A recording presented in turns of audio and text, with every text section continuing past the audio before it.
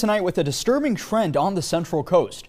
This weekend, a neighborhood in Prunedale was hit by hundreds of party crashers that took over an empty home. Two men in their early 20s were arrested, Gerardo Jimenez and Francisco Chico Garcia. This isn't the first time teenagers and young adults have thrown a party in a vacant home. Action News reporter Bianca Beltran has our top story.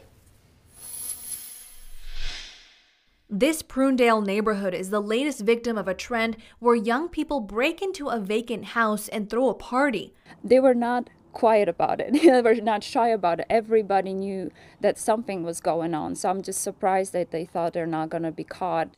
Hundreds of kids showed up Friday night, trashing the neighborhood.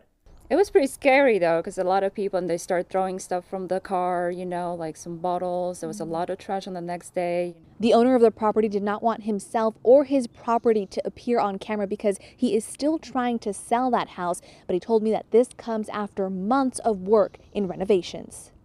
I can understand these kids wanting to party. I was a teenager once too, so I'm not innocent. But to even think about breaking and entering into somebody's home, personally, who's ever responsible for that, they and their parents, they're the ones who should have to pay for the cleaning up of that poor man's house, because it's just not fair.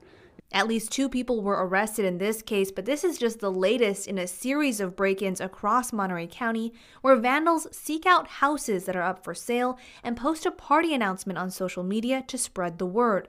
A homeowner in Soledad said trespassers left behind beer bottles and huge holes in the walls of his house. So far, party crashers have left an estimated $10,000 in damages. The Monterey County Sheriff's Office is forming a task force to focus on this crime that's leaving neighbors stunned. And I know one thing, if I was a teenager, my father, well, I couldn't imagine what my dad would do to me if I got caught in a situation like that. Reporting in Prunedale, Bianca Beltran, KSBW, Action News 8.